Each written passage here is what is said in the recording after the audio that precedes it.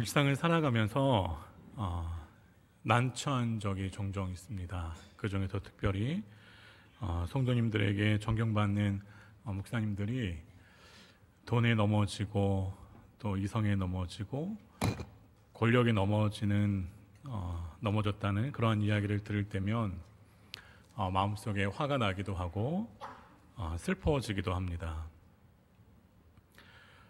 그분들이 알고 있는 하나님에 대한 지평은 저보다 훨씬 넓고 깊었을 텐데 왜 그랬을까 생각해 보게 됩니다.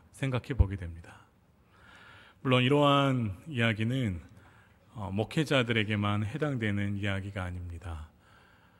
교회에서 신실한 성도로서 하나님을 아는 지식이 충만한 분들 또한 사회에서, 세상 속에서 그러한 실수를 저지르고 그러한 실수를 저지르고 범죄한 이야기들이 심심치 않게 우리에게 들려옵니다. 오늘 저와 여러분은 호세아 6장의 말씀을 통해서 이 죄악 가운데에서 넘어지지 않는 성도로서 하나님 앞에서 어떻게 신실하게 살아갈 수 있는지 그러한 신앙의 원리들을 또 살펴보고 이 말씀을 살피는 가운데에 또한 하나님의 세미한 음성을 듣는 그러한 시간이 되시기를 바랍니다. 호세아는 BC 8세기경에 여로보암 2세가 북이스라엘을 통치하던 시절에 부름받은 선지자입니다. 하나님의 말씀을 선포하기 시작한 선지자는 북이스라엘이 멸망하기 전까지 사역했던 것으로 보입니다. 당시에 여로보암 2세가 통치하던 북이스라엘은 솔로몬 시대의 번영과 그 영광과 가장 유사한 그런 풍요로움을 누리고 있었습니다. 국내의 정치뿐 아니라 사회적인 수준도 굉장히 안정적이었고 또 외교적으로도 매우 평화로운 시절이었습니다. 겉으로 보기에는 최고의 상태가 여로보암 2세가 다스리던 그 시절이었습니다. 이전에 없었던 솔로몬의 영광이 다시 회복된 것으로 보였습니다.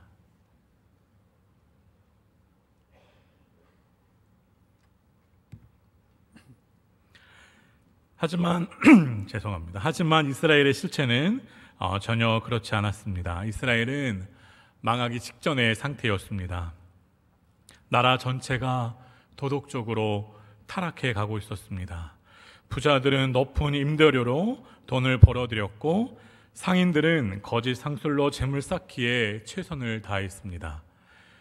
힘과 권력이 있는 사람들은 힘과 권력 없는 사람들의 노동력을 착취하면서 수단과 방법을 가리지 않고 재물 쌓는 데 노력했던 그렇게 살아갔던 시절이 호세아 선지자가 사역했던 그 시절입니다. 호세아 선지자와 비슷한 시기에 사역했던 선지자들이 있습니다. 이사야, 미가, 아모스. 특별히 아모스는 당시의 시대적인 상황을 그의 말씀에서 그렇게 우리에게 고발하고 있는데 소수의 정치 권력가들이 재래가들과 유착관계를 맺고 백성들의 돈을 착취한다라고 고발하고 있습니다. 게다가 법관들은 뇌물을 받으면서 의인들을 괴롭히는 악을 저질렀다라고 이야기합니다. 그렇게 부정한 방법으로 벌어들인 돈으로 날마다 술 마시고 노래 부르며 비싼 음식을 먹고 마셨다는 이야기를 아모스 선지자는 우리에게 해주고 있습니다. 가난하고 소외된 사람들에게 추호의 관심도 없이 철저히 자신의 인생을 위해 살아간 사람들이 많이 있었습니다. 돈이 있는 사람에게는 더 많은 돈이 모이고 돈이 없는 가난한 사람은 더 가난하게 살아갈 수밖에 없는 그러한 사회적 구조가 당시의 북이스라엘의 모습이었습니다. 그런데 북이스라엘의 결정적인 문제는 그들의 신앙에 있었습니다. 아모스의 기록을 보면 당시 이스라엘 백성들은 하나님을 위하여 다양한 집회를 열었고 또한 절기를 잘 지키고 하나님을 기념하는 일을 소홀히 하지 않았습니다.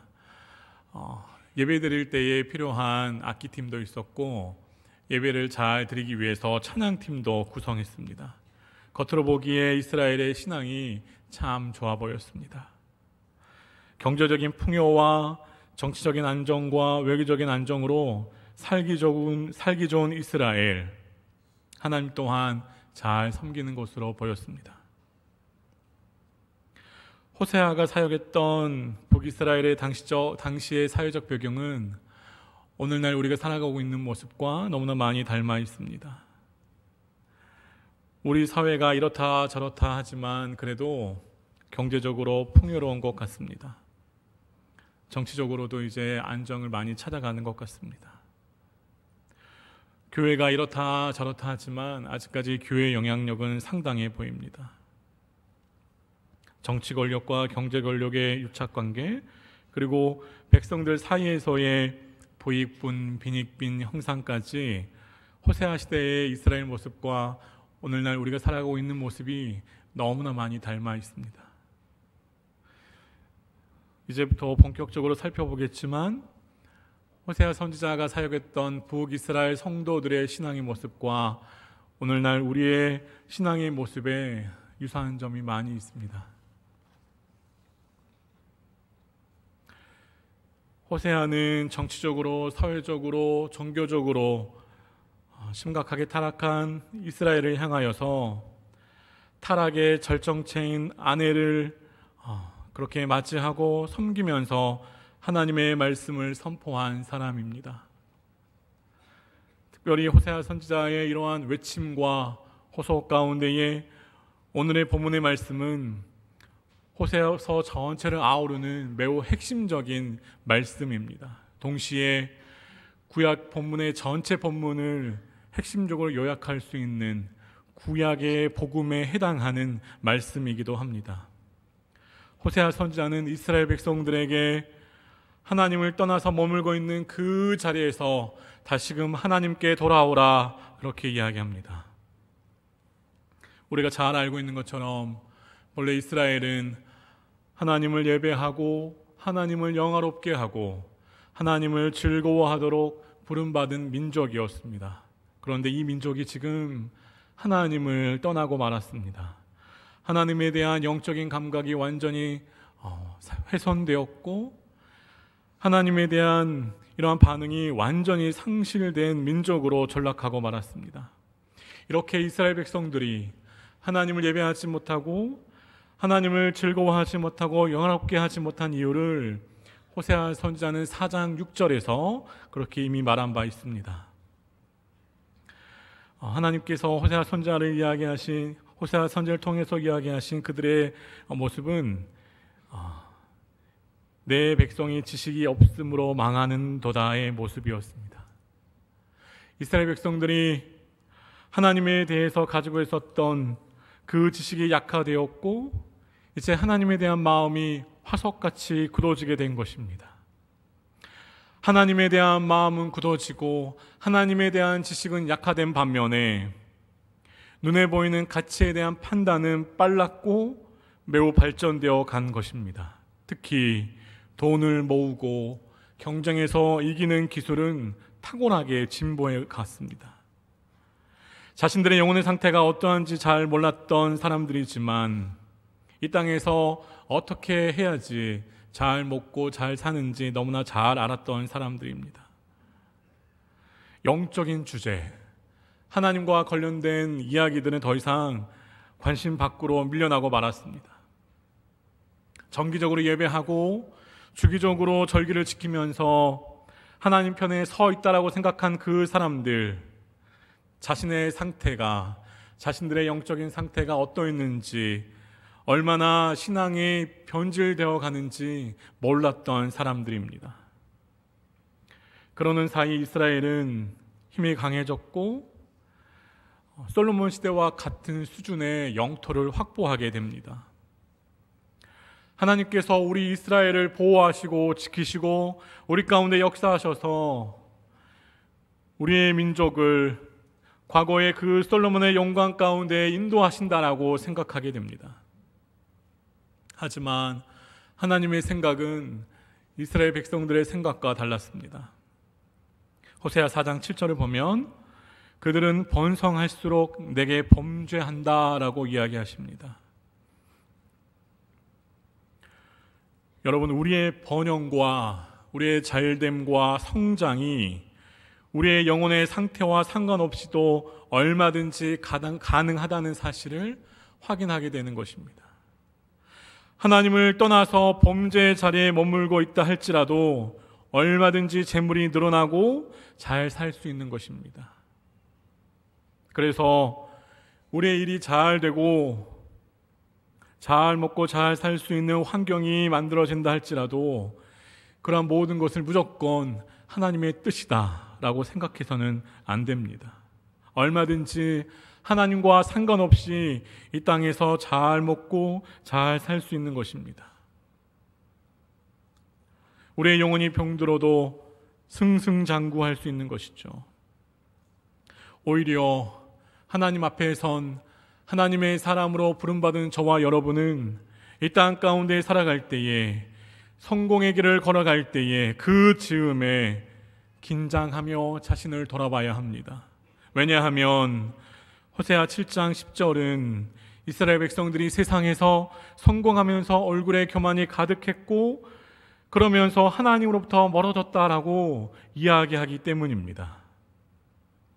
성공의 신화를 써 내려가고 재물을 쌓아가며 세상의 인정과 칭송과 집중 가운데에 하나님은 더 이상 의미 없게 되어진 것입니다. 혹시 저와 여러분이 세상의 기준으로 순탄하고 부드러운 인생을 살아가고 있다면 하나님 앞에서 처음 사랑으로 예배하였던 그 감동과 감격이, 하나님에 대한 민감함이 우리에게 여전히 존재하는지, 겸손하게 은혜를 구하는 자세와 태도가 여전히 우리에게 있는지 돌아봐야 할 것입니다. 호세아 선지자는 치료하시고 보호하시는 하나님을 선포하면서 지금의 자신의 어떤 없이 도우시는 하나님께 가까이 나아가자, 그렇게 외치고 있습니다. 하나님을 떠나 있는 이스라엘을 향해서 하나님을 힘써 알아가는 방법으로 하나님께 돌아가자, 그렇게 이야기합니다.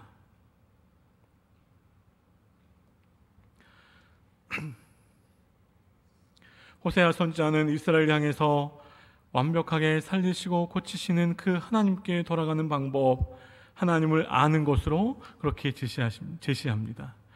2절의 말씀을 보면 여호와께서 이틀 후에 우리를 살리시며 제3일에 우리를 일으키시리니 우리가 그 앞에서 살리라 라고 이야기합니다. 선지자는 빠른 시간 안에 치료하시고 회복하시는 그 하나님께 나아가야 된다. 하나님을 알아야 된다. 하나님을 알므로 말미암아 하나님께 돌아가서 우리가 회복되어져야 한다라고 외치는 것이죠. 이것이 호세아 선지자가 이야기하는 구약의 복음입니다.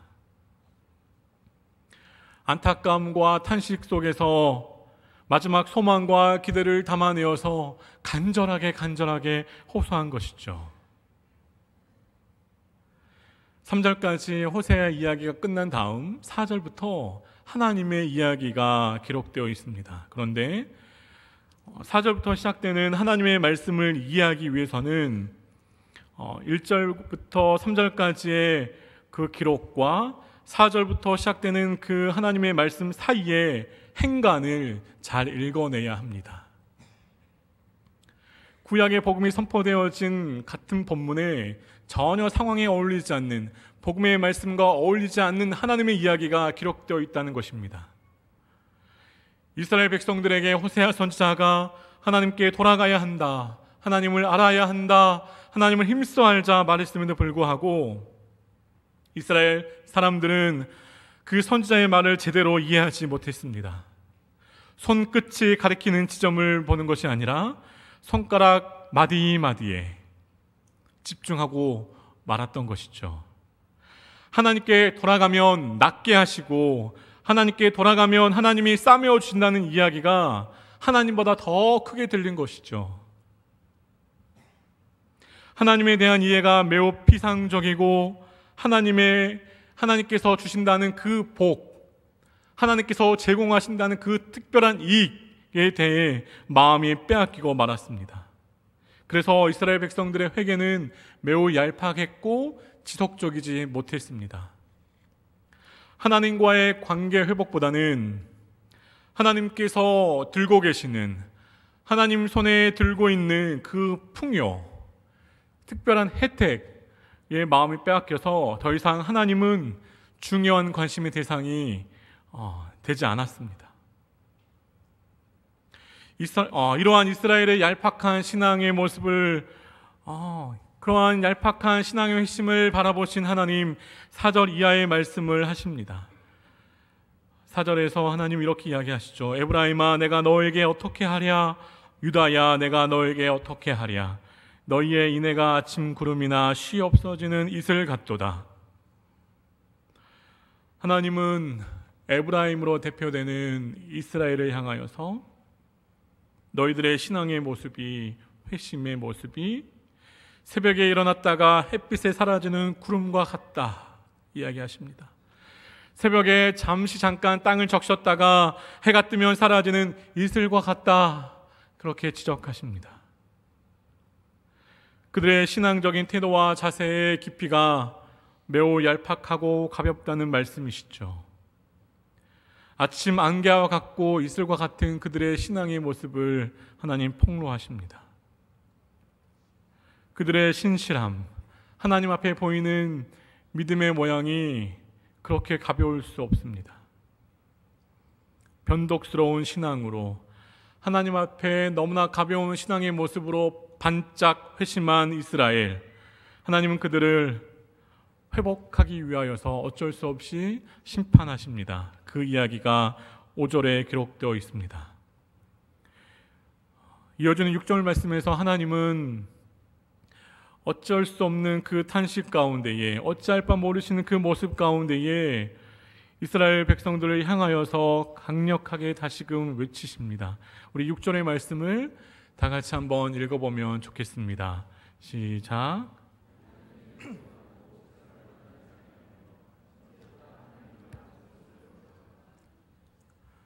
나는 인애를 원하고 제사를 원하지 아니하며 번제보다 하나님을 아는 것을 원하노라. 6절의 말씀에서 제사와 번제를 오늘의 예배의 개념으로 이해하면 하나님께서 예배보다 인애와 하나님을 아는 것을 더 원하는 것으로 이 구절을 이해할 수 있습니다. 하지만 당시에 이스라엘 백성들에게 말씀하신 그 역사적인 상황 안으로 들어가면 하나님의 좀 더 분명한 의도를 알게 됩니다. 결코 예배의 의미가 인애보다 낮고 하나님을 아는 것보다 덜한 것이 아니라는 것이죠. 호세아 시대의 이스라엘 백성들은 가나안 토착민들이, 가나안 땅에 본래 살고 있었던 사람들이 다져놓은 삶의 터전 속에서 가나안 문화를 많이 물려받은 사람들입니다. 하나님께서 최초의 이스라엘 백성들에게 가나안을 점령하면서 새로운 하나님 나라를 구축하고 그 땅에서 이스라엘 백성들과 그렇게 사랑의 관계를 맺고 살고 싶으셨는데, 그래서 가나안 땅에 있는 모든 사람들 내쫓고 새로운 하나님의 나라를 건설하도록 명령하셨습니다. 그런데 이스라엘 백성들이 가나안 땅에 들어가 보니까 가나안 땅에 살고 있는 토착민들의 삶의 문화적인 양식이 너무나 좋아 보였습니다. 어떻게 하면 그 땅을 잘 기경하고 풍성한 수확물을 얻어낼 수 있는지 잘 알고 있었고, 그 자연 기후에 맞게끔 살아가는 이 문화의 양식들을 가나안 사람들이 잘 가르쳐 줄 수 있는 것처럼 보였습니다.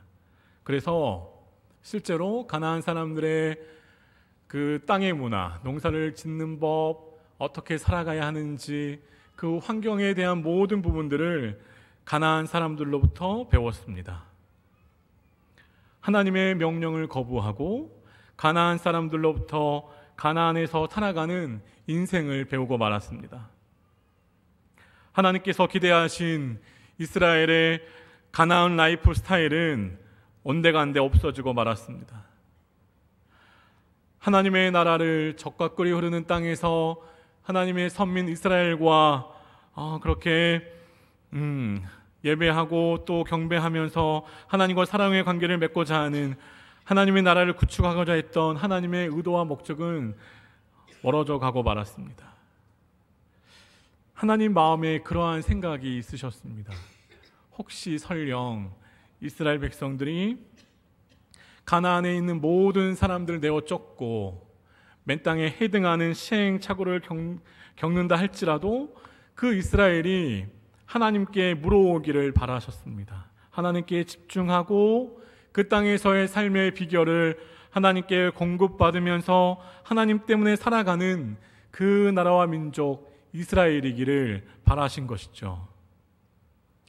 그러한 하나님의 의도와 목적을 읽어내지 못한 이스라엘은 가나안 사람들처럼 그렇게 살아가고 말았습니다. 하나님의 명령에 불순종하고 가나안 사람들의 삶의 모양을 쫓아서 가나안 사람들의 삶의 방향성에 그들의 마음을 싣고 몸을 싣고 말았습니다. 가나안 사람들이 이러한 삶의 방식을 추구해서는 안 되는 중요한 이유가 있었습니다. 가나안 사람들은 농사를 지으면서 바알을 섬기는 사람들이었기 때문입니다. 가나안 사람들이 생각하는 신은 농사를 짓고 난 이후에 풍성한 수확물을 많이 거두게 해주면 되는 그러한 신이었습니다. 그것으로 족한 신이었죠. 풍성한 수확물을 제공해주는 신, 더 이상의 것은 바라지 않았습니다. 그래서 가나안 사람들은 바알에게 성의를 다해서 좋은 예물을 바쳤습니다. 화려한 예배의 형식으로 절차의 과정으로서 바알의 마음을 기쁘게 했습니다. 그리고 바알이 농사가 잘 될 수 있도록 풍성한 수확물을 제공해 주기를 그렇게 기다렸습니다.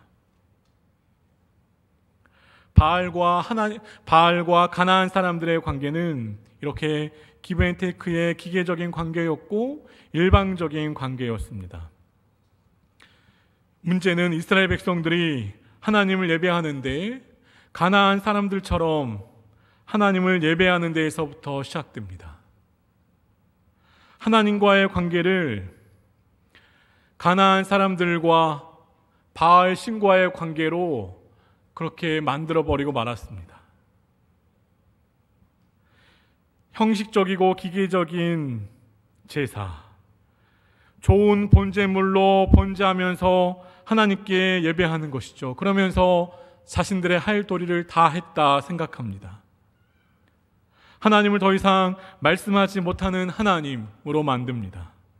하나님을 더 이상 보지 못하는 하나님으로 만들어 버립니다. 하나님, 바알과 같은 존재로 생각하고 자신들에게 풍성한 수확물을 제공해 주기를 그렇게 바랬던 것이죠. 자신들의 물질적인 기대치만 충족시켜주면 되는 그 바알 하나님으로 만들어버렸습니다. 하나님의 창조와 출애굽의 역사 가운데 베푸신 그 구원의 하나님, 더 이상 이스라엘의 하나님이 아니었습니다. 이스라엘의 예배가 완전히 무너지고 만 것입니다. 그래서 중심을 보시는 하나님, 이스라엘에게 말씀하시는 것이죠. 지금 그러한 예배, 그러한 제사와 번제 내가 원하지 않는다 라고 말씀하시는 겁니다. 화려한 예배, 그럴싸한 제물로 정성껏 드리는 그러한 기계적인 예배, 형식적인 예배 내가 원하지 않는다 이야기하십니다. 그러니까 하나님께서 예배를 원치 않는 것이 아닙니다. 하나님, 이스라엘 백성들이 진심으로 마음을 담은 예배 바라고 계신 것이죠. 여러분, 우리가 잘 알고 있는 것처럼 하나님께 돌아가기 위해서는, 하나님을 힘써 알기 위해서는 예배가 회복되어야 합니다. 이스라엘 백성들의 예배는 마음이 담기지 않은 채 그럴싸한 겉모양으로 화려한 예배를 드릴 뿐이었습니다. 그러한 태도와 자세로는 하나님의 임재를 결단코 경험할 수 없습니다.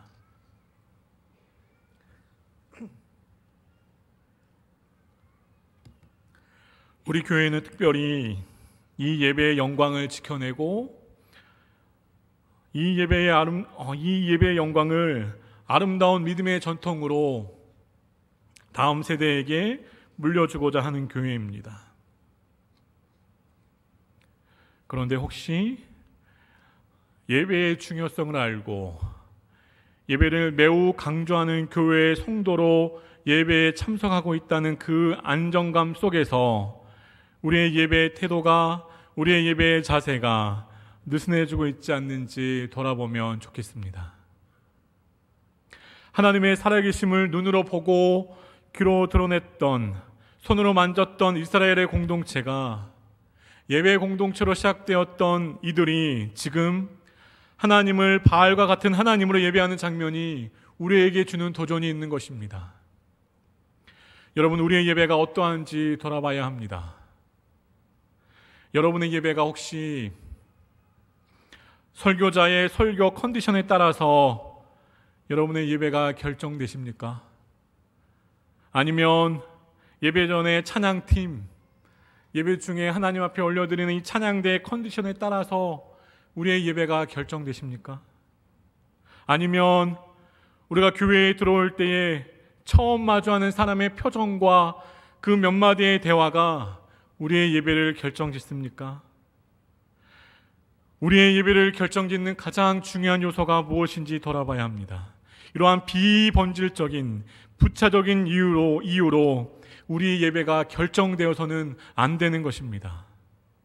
여러분, 하나님을 사랑하는 마음과 하나님을 두려워하는 마음으로 예배해야 합니다. 마치 예수님이 마구간에서 태어나셨을 때에 그 아기 예수님을 경배하러 예수님께 나온 사람들의 자세와 태도로 하나님께 예배해야 합니다. 두렵고 떨리는 마음으로 찬양하고, 두렵고 떨리는 마음으로 기도하며, 두렵고 떨리는 마음으로 말씀 속으로 들어가야 하는 것입니다. 그러는 사이 우리는 하나님과 마주하게 될 것입니다. 하나님은 이스라엘에게 인애와 하나님을 아는 것을 원하셨습니다.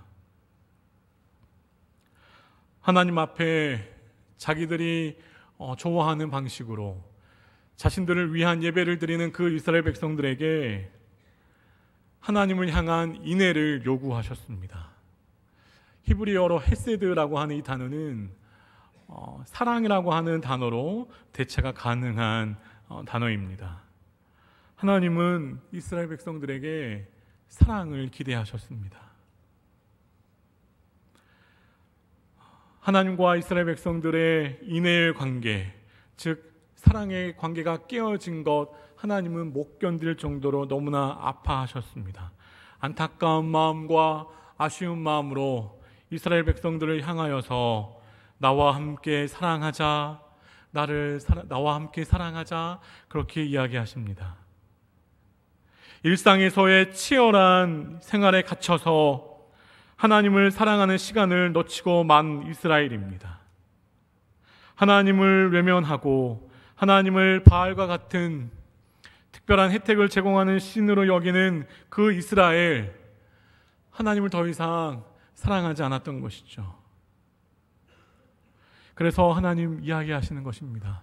그 좋은 예물, 그럴싸한 예배의 형식 다 필요 없고 나와 함께 사랑하자. 그렇게 하나님은 자기 백성들에게 다시금 프로포즈를 하시는 것입니다. 이어서 호세아 선지자는 이스라엘에게 여호와를 알자, 힘써 여호와를 알자, 그렇게 호소했습니다. 여러분, 우리가 본문에서 이야기하는 그 알을 이야기할 때에 일반적인 지식 정보를 알고 있는 그 알과 구분해서 오늘의 말씀이 의도하는 그 알을 생각하면 좋겠습니다.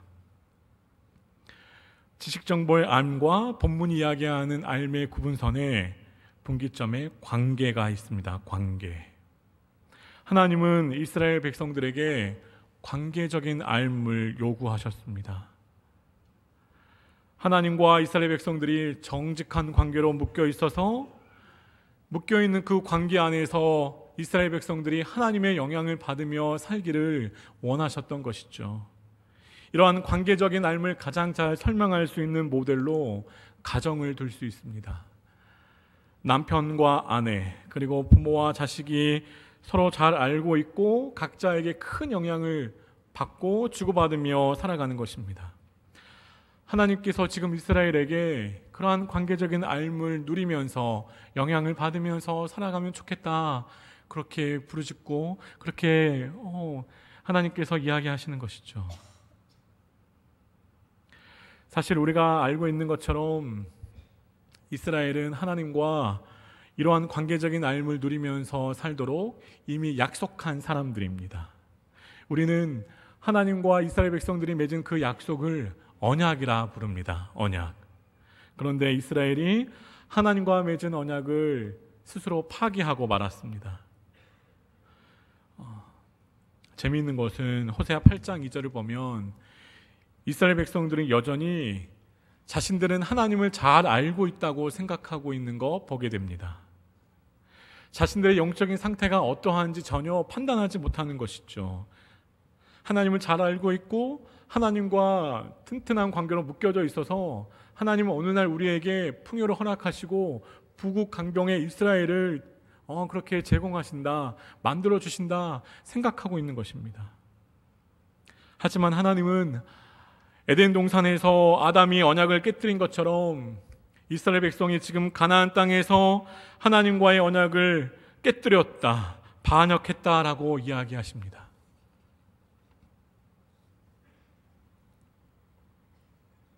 하나님께 반역한 이스라엘, 하나님과의 언약의 관계를 파기한 이스라엘은 더 이상 하나님을 아는 지식을 가지고 있는 사람답게 세상 가운데에서 살아갈 수 없었습니다. 그리고 그들이 가지고 있었던 조그마한 하나님에 대한 지식은 예배의 장소에서만 적용되었습니다. 예배의 장소에서만 하나님을 아는 지식이 발휘된 것이죠.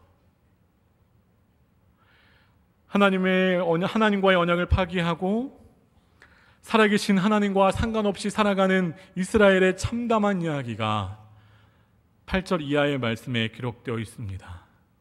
8절에 길르앗이 등장합니다. 길르앗. 여러분, 길르앗은 언약의 장소입니다.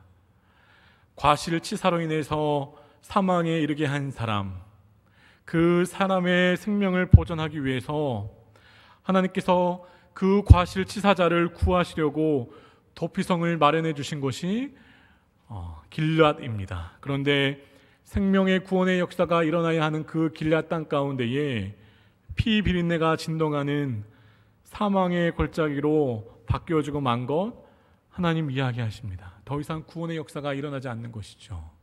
사망의 역사가 하나님께서 마지막으로 제정해 놓으신 그 땅에까지 흘러갔다라고 하나님 말씀하십니다.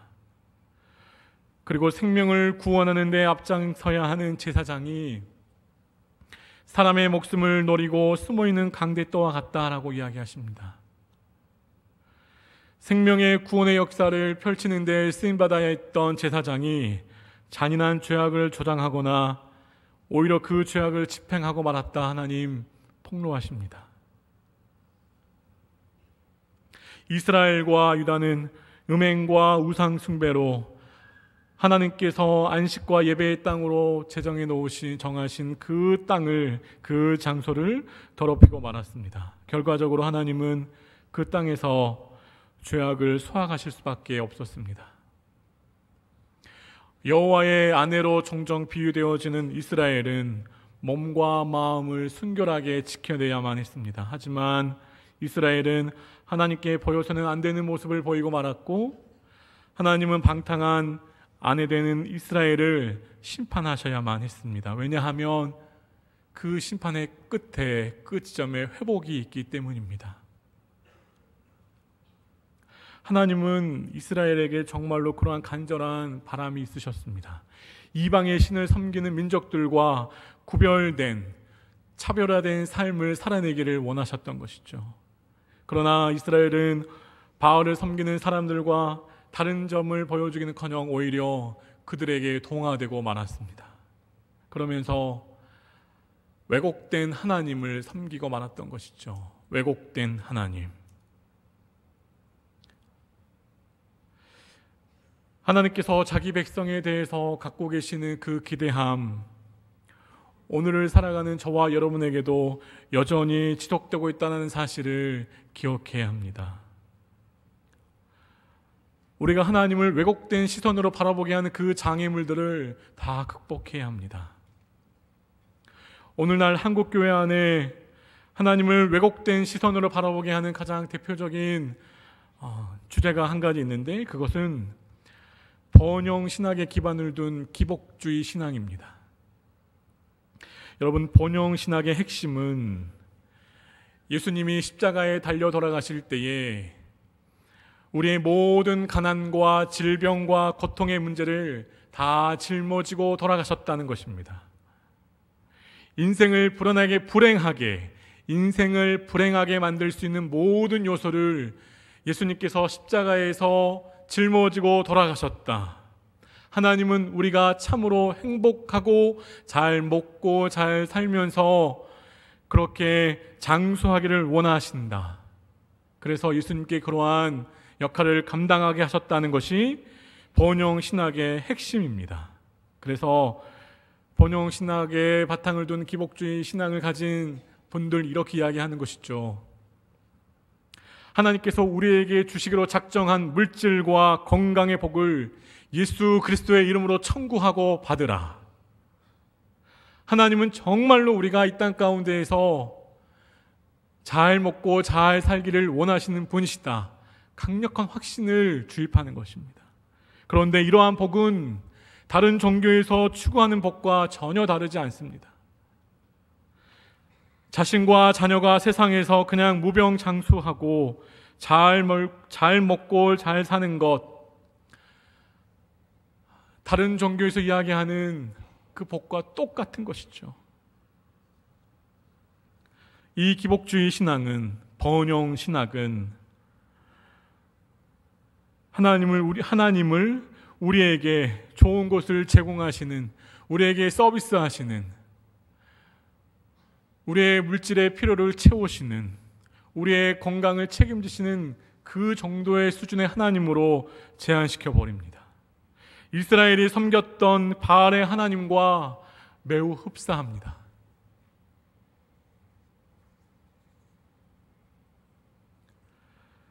호세아 선지자는 하나님께서 이 땅을 심판하실 수밖에 없었던 그 원인 중 하나를 이스라엘 백성들이 성도의 삶을 잘 살아내지 못한 데 있다라고 이야기합니다.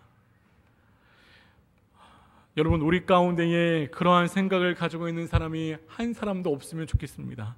예배에 참석하는 것으로, 하나님 앞에 예배를 드린다는 것으로 하나님 앞에서 해야 할 도리를 다 했다라고 하는 생각, 우리에게 있어서는 안 되는 생각입니다. 여러분, 우리의 기독교가 갖고 있는 하나님을 참 신으로 예배하는 우리의 복음은 삶의 현장과 밀접한 관계가 있습니다. 모든 예배에 참석하고 매일같이 새벽 기도에 나와 기도하고 재정의 상당한 분량을 헌금한다고 해서 충분한 삶을 하나님 앞에 살아가고 있다 생각해서는 안 되는 것입니다. 일상에서, 삶의 현장에서 말씀과 복음이 흘려보내는 거룩한 생명력, 우리를 통해서 흘러가야 하는 것입니다. 성도에게 기대하시는 그 삶의 모습이, 삶의 열매가 우리의 일상 가운데에서 풍성하게 드러나야 하는 것입니다. 개인적인 삶의 현장에서 하나님을 닮은 사람답게 정직하고 바른 생활 해야 합니다.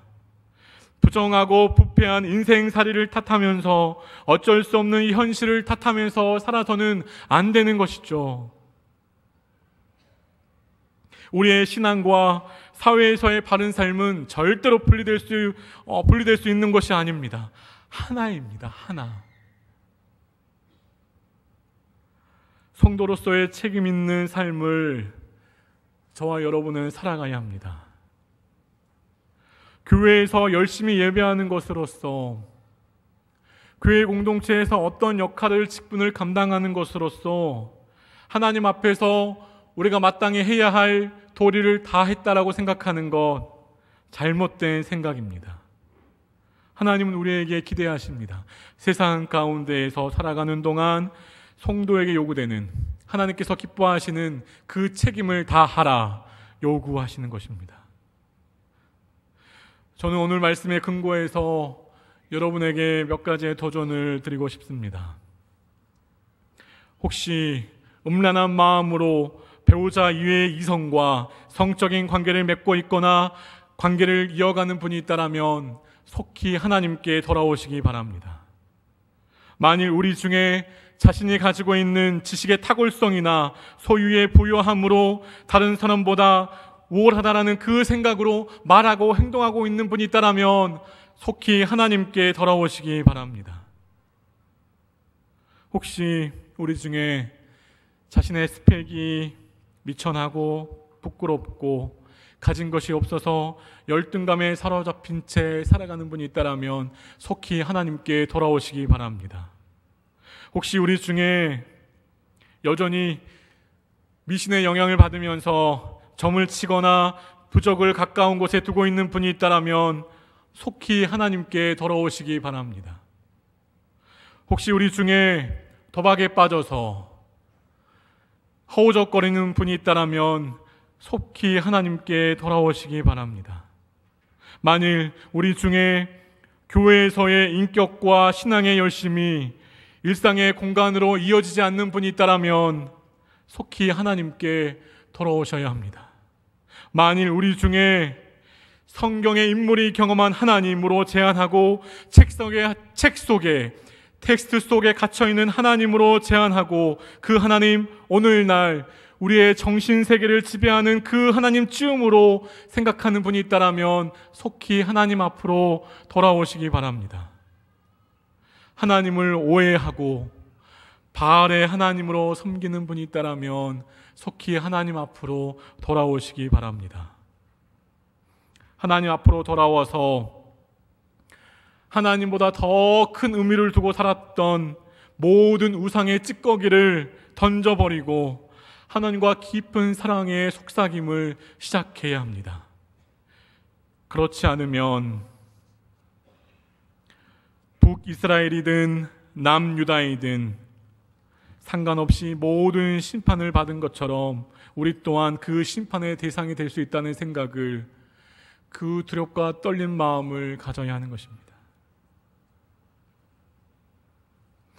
여러분, 오늘날 우리가 살아가는 이 시대적인 모습과 호세아 선지자가 사역했던 그 시대의 모습이 너무나 많이 닮아 있습니다. 이스라엘은 목이 곧은 백성으로서 교만이 가득했고 신앙의 윤리가 땅에 떨어져 있었습니다.